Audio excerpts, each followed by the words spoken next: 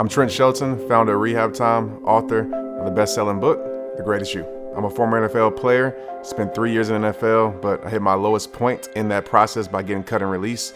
But at my rock bottom, I found my purpose, which is Rehab Time. Rehab stands for renewing every heart and body. My whole entire identity since I can remember was sports. We moved to Texas when I was in 7th grade, and Texas is like, football is everything. I ended up getting a scholarship in football to Baylor University. I was down there for 5 years and my career was great. Ended up getting a call from the Indianapolis Colts as a high priority free agent. Got to Indy and I had an outstanding preseason. I mean, one of the best in the NFL that year amongst rookies.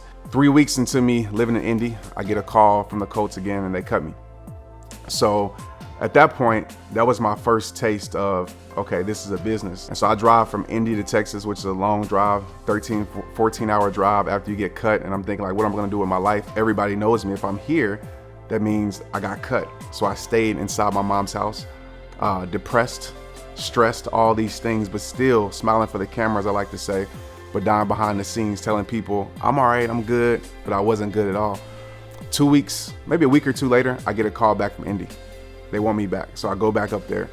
And to make a long story short, that was my NFL career for 3 years. I would be here, I would be there, I would be in a new city.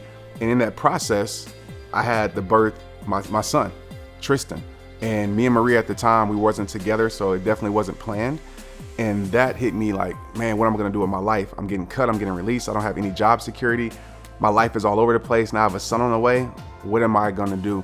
And instead of going back to the foundation that I had, that my parents gave me, which was faith, and going back to God, I ran further away from God and I ran to the things in the world, clubs, I'm around celebrities now. Let me just pop pills, drink alcohol, smoke weed. Let me do all these things just to get my mind off of it. And it gave me a temporary high.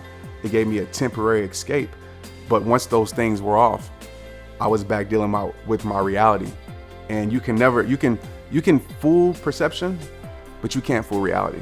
The main thing, I guess, that really triggered my change was in 2008 when Tristan was born. And when I held Tristan for the first time, I remember not telling him in an audible voice, but just in my mind, I don't want you to grow up to be like me, especially right now. Like, I don't want this life for you.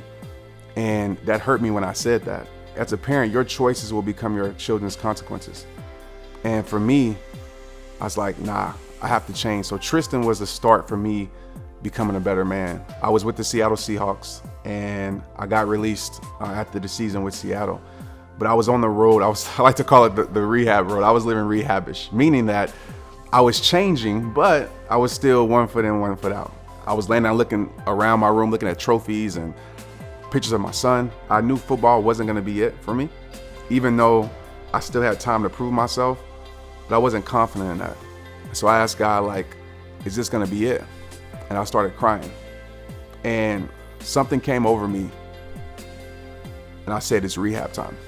I literally started it for myself. And I said, I'm gonna put the strength back into a weakness. People hear rehab, they think drugs, alcohol. Rehab for me is this. We all have something in our life that we can rehab. Mind, body, and soul. So I said, what can I control? Because so many times in life when we're trying to change things, we think about all the things we can't control, right?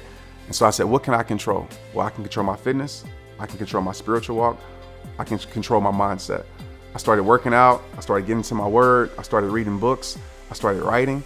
And in that moment, that was my journey that started rehab time. It's so funny how God will still use what you care about.